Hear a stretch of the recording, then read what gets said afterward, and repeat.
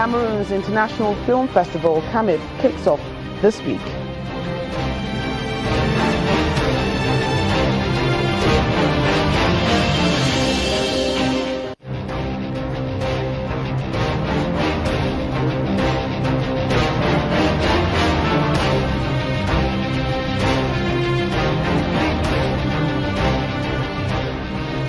Thank you for joining us on the program. I'm Joke Rogers. We start today's show with stories that made headlines over the weekend. The world is facing one of the largest food crises in decades, with 30 million people in 4 countries, northeastern Nigeria, Somalia, South Sudan and Yemen, severely face street food insecurity. Many of them are on the brink of famine. Famine has already been declared in part of South Sudan, where 100,000 people are at risk, and more than 5.5 million people will not have any reliable source of food by July. The last IPC numbers show that nearly 30 million people are in severe acute food insecurity. It's the last stage before famine. And 20 million of them are on the brink of famine, or already in famine situation. This is happening less than 2 years after all the countries get together and committed to eradicate hunger by 2030. Food and Agriculture Organization and World Food Programme are working very closely to ensure that emergency food assistance is linked to agricultural support as much as possible to save lives, protect livelihoods and build resilience. Elsewhere, Pope Francis cautioned against religious fanaticism on Saturday, wrapping up a brief trip to Cairo, where he advised Muslim leaders to unite against violence by Islamic militants threatening to clear the Middle East of its ancient Christian communities. Francis's visit to Egypt comes 3 weeks after Islamic State killed at least 45 people in attacks on 2 Egyptian churches. He had used the visit to launch a strong appeal for religious freedom and to accuse extremists of distorting the nature of God. And finally, South African President Jacob Zuma has signed the anti-money laundering bill, which allows increased scrutiny of the bank accounts of prominent individuals, including himself, into law. The country risks being kicked out of Global Fraud Monitor, the Financial Action Task Force, if the Financial Intelligence Center Amendment Bill was not signed by June. The bill intended to bolster the fight against global financial crime by making it easier to identify the ultimate owners of companies and accounts, including those of domestic prominent influential persons, was passed by Parliament in May. Well, it's that time of the year when workers around the world celebrate their achievements and further press home their demands for better welfare packages and safe working conditions.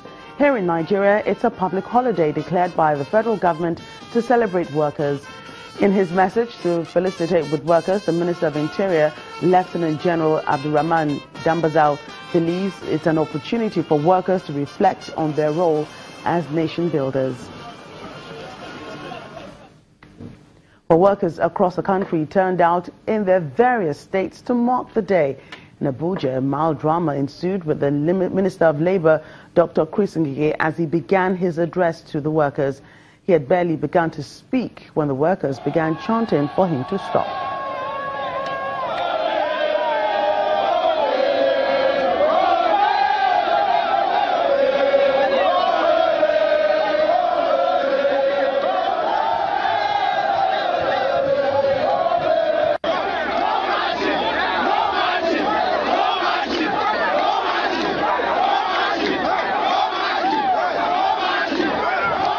Meanwhile, Nigerian workers have high expectations from political leaders who they say need to keep to their promises.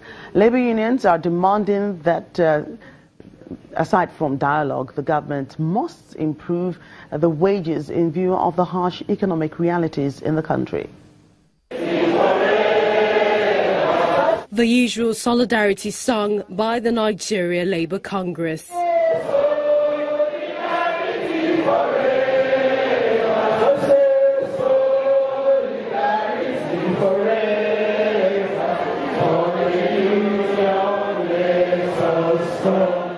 They are not about to call out workers on strike, but this song is to galvanize their members for May 1st, Workers' Day.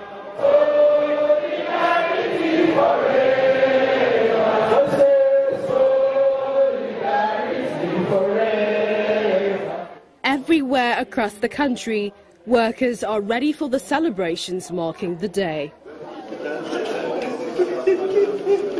In Jos Plateau State, workers have been reflecting on their relationship with their employers. The executives of the labour union used the occasion to visit the governor in preparation for the day. You want peace in your state is not to leave outstanding areas, because you cannot be making peace when people are hungry.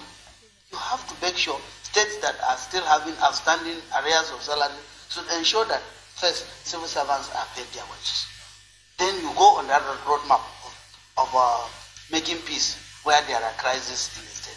If the workers are happy, same cannot be said for civil servants in Osun State, whose salaries have been slashed by 50%.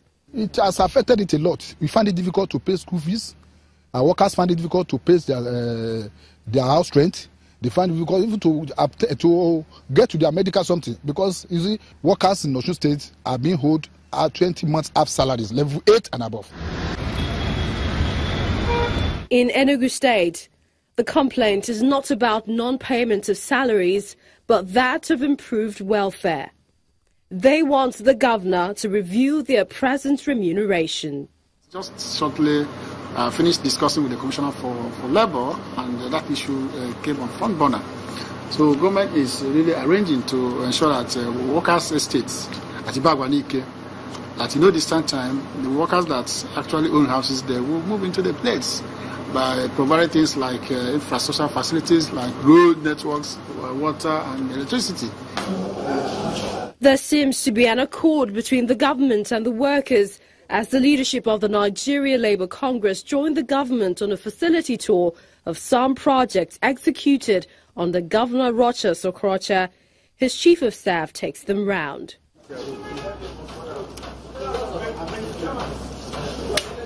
Imo State workers will enjoy and they will be happy at the end of the day. We thank God that we have one of the best NLC in the Federal Republic of Nigeria. One is because they believe in dialogue, and their dialogue has yielded fruit. There is no doubt that this year's Workers' Day will throw up a lot of issues surrounding workers' salaries, especially now that the country is facing economic hardships.